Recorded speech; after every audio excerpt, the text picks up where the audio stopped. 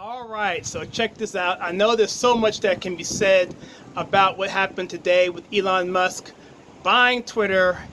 Personally, I didn't think it was going to happen because I just thought the powers that be, the oligarchs would say, you know what, no way, we're not going to let that happen because there's too much power to give somebody to take away what they're trying to do, or what, in this case, what we're trying to do, being the people at Twitter would say. And that is to basically stifle the free speech of the average person in America, particularly, but really anywhere.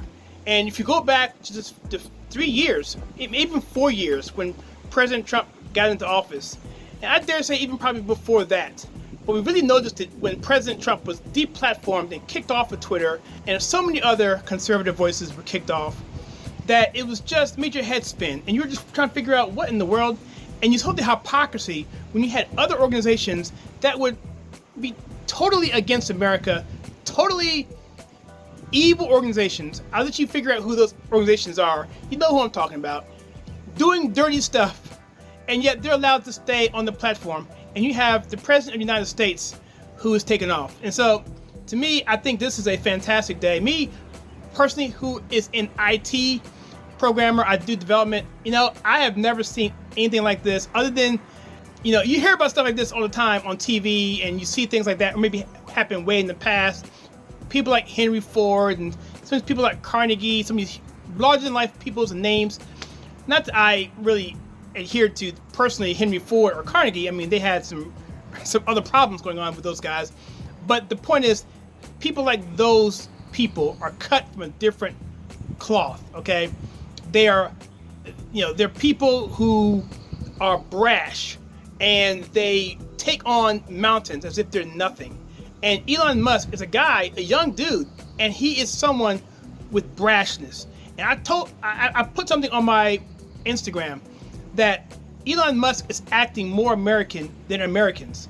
And I say that by saying that the American spirit, from the very beginning, has been a very braggadocio, I can do this attitude. I'm going to cut the Cumberland Gap. I'm going to create a dam in Nevada. I'm going to create an Erie Canal. I'm going to do these huge things like the Brooklyn Bridge. I can go on and on. We can go to the moon. This is something that Americans have taken on. We did a video on why America is great. It talks about that.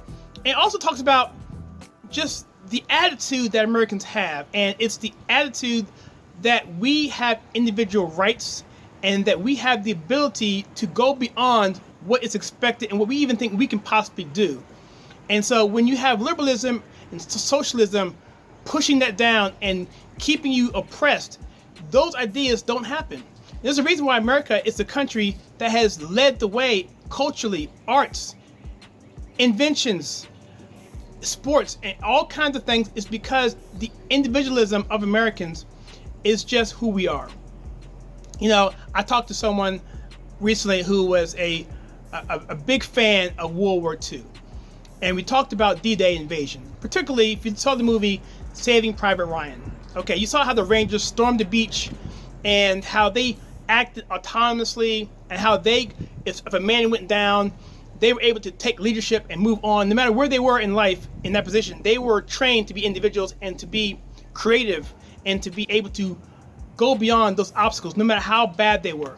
American soldiers have been able to do that all the way throughout our history. And I can go on story after story, from the Revolutionary War to Civil War to all these areas, 1812, where Americans, I can just go on and on, of where we were just like incredibly determined to move the ball forward. I could talk about San Juan Hill with Roosevelt. I could talk about Andrew Jackson, Battle of New Orleans. I mean, these are fights that are supposed to be lost. Trenton with George Washington.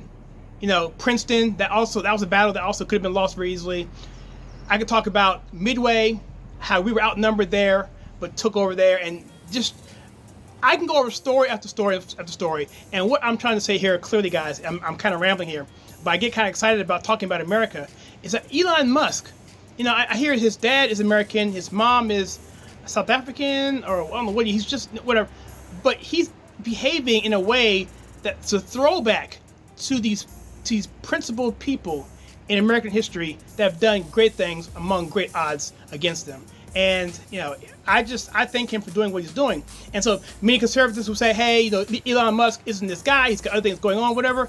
But hey, can we all lock arms and celebrate the fact that this entity, Twitter, which is so powerful, which has been influencing you for the past 3 to 4 years, telling you how to think and bullying all of us in a lot of ways, and suppressing just ideas. And to me, it's just really, really gives me hope that the human spirit of individualism, ruggedness is still there. And I just want to, you know, so I put on my Make America Again Great hat. In a way, I'm looking forward to see Trump back onto the platform. But even if he doesn't get back on the platform, just the fact that those voices can be heard again in a way that's going to be conducive, because ultimately it comes down to this, is that the ideas that people have, the whole point of having free speech is so that if your idea sucks, it can be challenged and it can be refuted and people can decide whatever. But if your idea is good, you can change minds, change opinions. That's how things happen. That's how things grow. That's how you get inventions. That's how you get a robust culture. That's how you get progress, real progress, not regression, what we're seeing with the left so much, of having government control and stifling ideas because they know their ideas are horrible. It can't compete in the playing field of ideas, and therefore they must suppress those ideas, and that is where we get tyranny. So again, guys, thank you so much for that, for listening to this video of me ranting. But anyway, this is a conservative take. If you want to check us out some more, check out some videos we have below, and subscribe if you like. And I'll see you guys in the next video.